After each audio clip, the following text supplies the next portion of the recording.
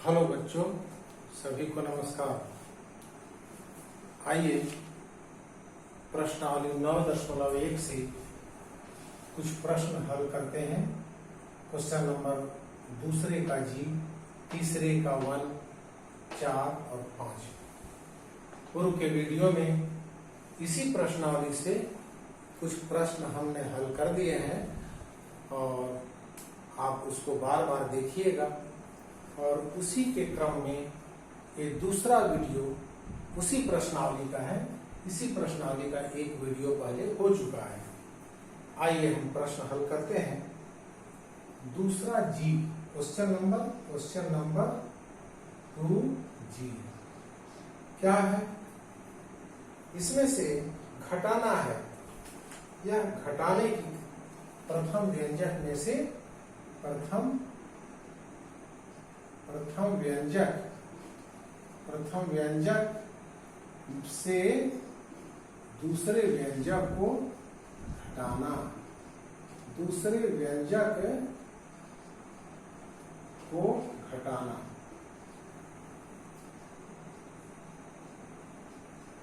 देखिए, प्रथम व्यंजक क्या है आपका? xy -5a -9b ऊपर रहेगा। और इसके बाद 3ab है। 3ab इधर कहीं नहीं है तो हम अलग निकाल लेते हैं इसको। 3ab प्लस 2a इसके सामने रहेगा, प्लस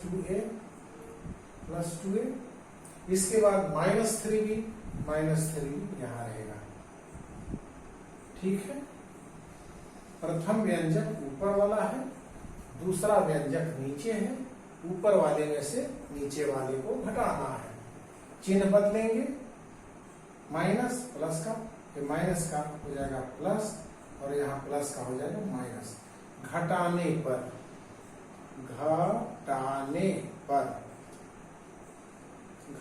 पर घटाने में चिन्ह बदलता है। ये उतरा, इसका चिन्ह बदल गया है -3ab। इसके बाद ये देखिए 9 कर्ज है, जेब में 3 है तो इसका मतलब 6 कर्ज बचेगा। जेब से 3 बढ़ जाएगा कर्ज, तो इसका 6 बचेगा, 6b। यहाँ पर दोनों कर्ज है, इसका चिन्ह बदला हुआ रूप है। माइनस को है, यहाँ -5 है, -7a। इधर हो गया xy उतर गया। यही आंसर आया आपका xa -7a 6b -3। यही हो गया आपका आंसर। अगला प्रश्न देखिए, ये हो गया। अगला प्रश्न देखिए 3a में क्या करना है? इस प्रश्न के बाद 3a देखिए क्या है? 3a 3 का 1 है, 3 का 1 3 1। सरल कीजिए।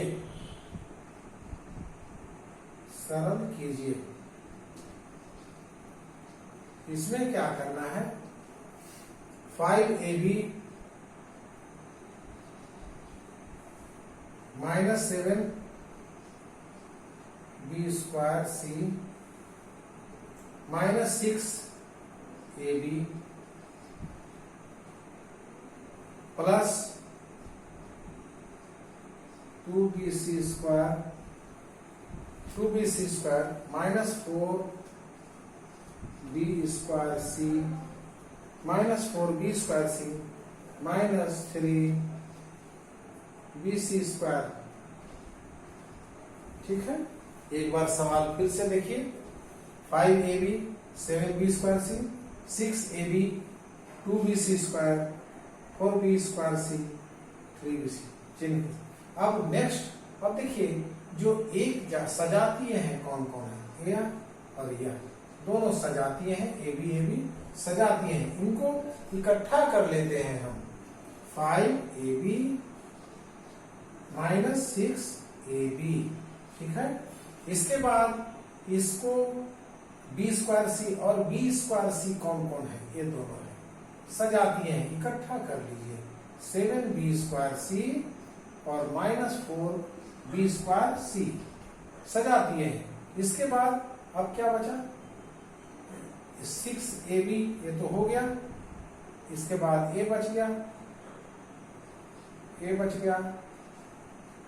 तो +2BC² ये बच गया और ABC² सजाती है -3BC²।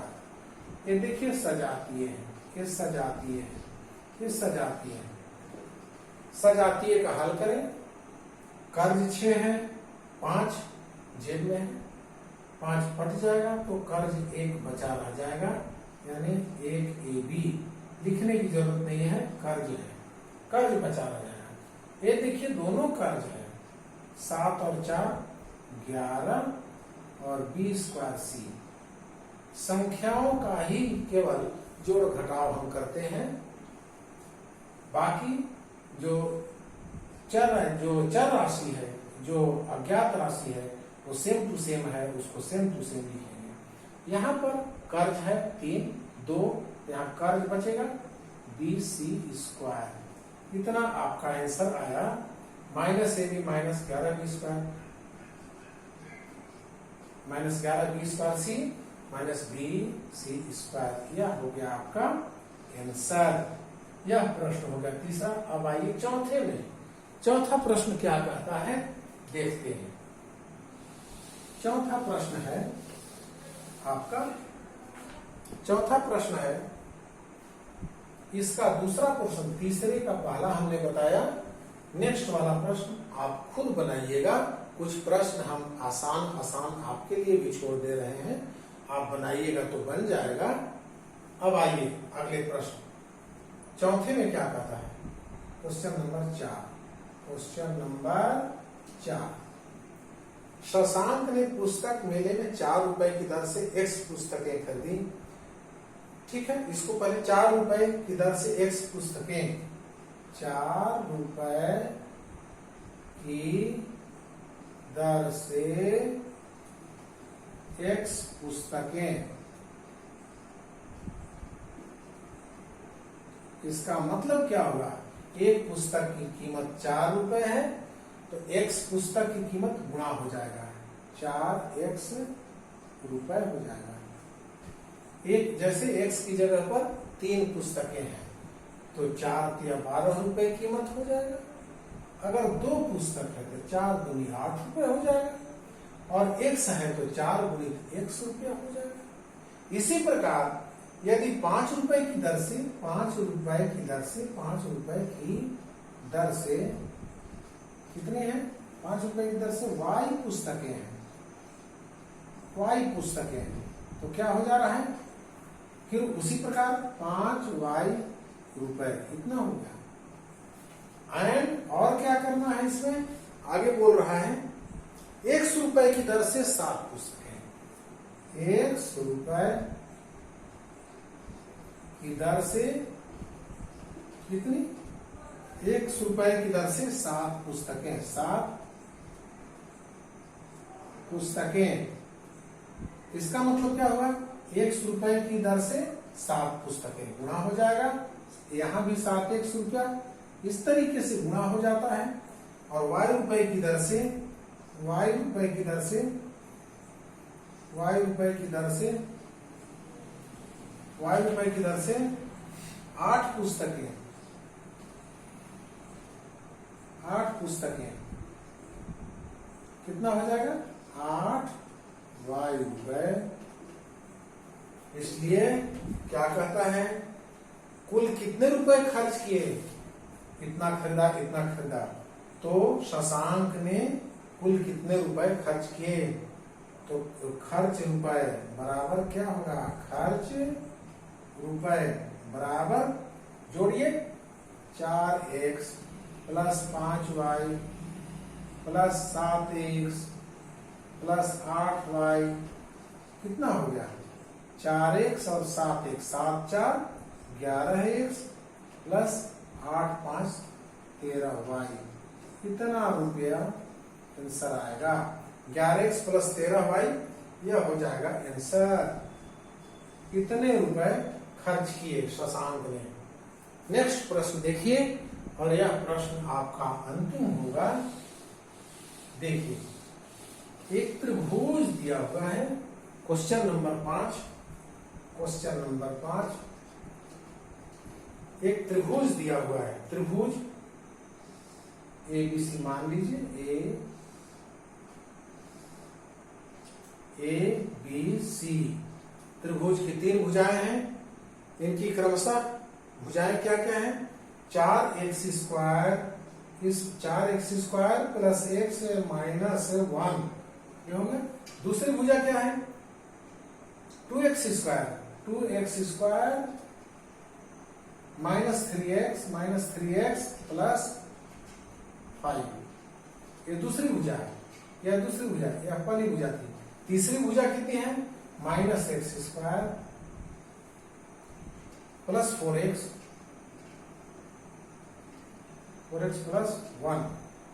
प्लस 1, इतना हो गया। तीनों भुजाएं हैं। क्या पूछ रहा है? त्रिभुज का परिमाप। त्रिभुज का परिमाप बराबर AB plus BC plus AC, यानी क्या होता है? तीनों भुजाओं का योग। तीनों भुजाओं का योग होगा त्रिभुज का परिमाप। तीनों भुजाओं का टोटल कर देंगे तो वो परिमाप कहलाएगा। परि मतलब चारों तरफ से, माप माने माप, चारों तरफ से नापना है। मान रखिए AB का मान कितना है? इतना, minus x square plus 4x plus 1, ठीक है।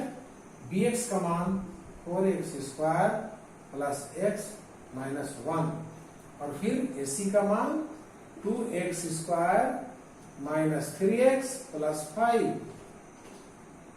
अब देखिए, स्क्वायर स्क्वायर वाला सजातीय इकट्ठा कर लेते हैं। ये सजातीय है, इकट्ठा कर लेते हैं। Minus x square plus 4x square plus 2x square, ये सजातीय है। अब इसके बाद 4x प्लस 1x, ठीक है, और माइनस 3x, ये सजातीय है 3x। इसके बाद अब संख्या 1 प्लस 1, इसमें क्या संख्या? -1 प्लस 5। इस तरीके से यहां से यहां तक सजातीय लिख दिए, यहां से यहां तक सजातीय है, यहां से यहां तक संख्या है। अब देखिए, 4 और 2 6 पॉकेट में है, जेब में है, प्लस है, और एक कर्ज है, कम हो जाएगा, यानी 4 दूनी 4 और 2 6 में से कम हो गया 5x स्क्वायर प्लस, अब यहां देखिए 4 और 1 5x में से 3x कम हो गया तो बचा 2x, और प्लस 1 और 1 कैंसिल हो गया, सिर्फ 5 बचेगा।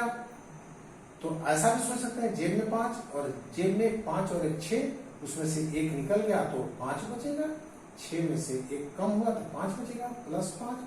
यह आपका आंसर हो गया 5x स्क्वायर 2x प्लस 5, यह परिमाप आंसर होगा। इस तरीके से इस प्रश्नावली के मैक्सिमम प्रश्न हमने बता दिए हैं, और कुछ 2-4 छूटे भी हैं तो आप बना सकते हैं। पहले इन प्रश्नों को, दोनों वीडियो को आप अच्छे से बार बार देखिए, दोनों वीडियो को बार बार देखिए और बार बार देख करके बनाइए, समझिए, और इसके बाद जो छूटा हुआ प्रश्न है वो आप बनाइए। पूरे प्रश्न इस तरीके से आपसे बन जाएंगे। बहुत बहुत धन्यवाद, शुक्रिया।